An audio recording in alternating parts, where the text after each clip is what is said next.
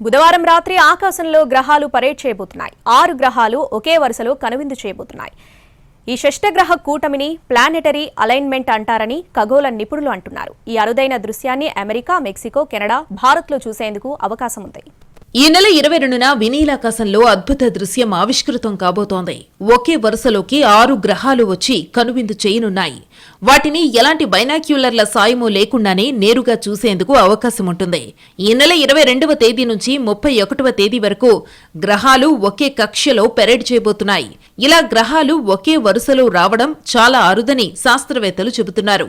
గ్రహాలు ఒకే వరుసలోకి రావడాన్ని planetary alignment అంటారని ఖగోళ నిపుణులు పేర్కొంటున్నారు. శుక్రుడు, అంగారకుడు, బృహస్పతి, శని, యురేనస్, నెప్ట్యూన్ గ్రహాలు ఒకే వరుసలోకి రానున్నాయి. చాలా అరుదుగా ఇలాంటి ఘటన జరుగుతుంది. నిజానికి గ్రహాలకు మధ్య గ్యాప్ చాలా ఎక్కువగా ఉంటుంది. ఏవీ అంతరిక్షంలో వరుస క్రమంలో ఉండవు. కానీ మనకు భూమిపై నుంచి చూసే సమయంలో ఒకే వరుసలో దర్శనమిస్తాయి. ఈ దృశ్యాన్ని బైనాక్యులర్స్ ద్వారా చూస్తే మాత్రం మరింత స్పష్టంగా కనిపిస్తుంది. ఇక మార్చిలో అరుణ గ్రహం, బృహస్పతి, యురేనస్, వీనస్, నెప్ట్యూన్, శని, మెర్క్యూరీ గ్రహాలు ఒకే వరుసలోకి వచ్చి కనువిందు చేయనున్నాయి.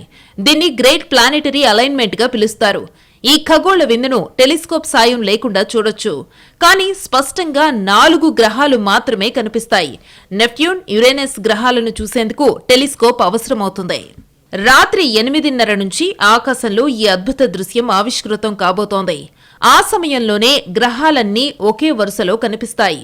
రాత్రి 11:30 గంటల తర్వాత అవి చెదిరిపోతాయి.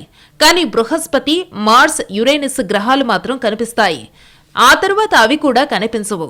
ఈ నెల 22 నుంచి 31 వరకు పలు గ్రహాలను భూమిపై నుంచి నేరుగా చూడొచ్చు.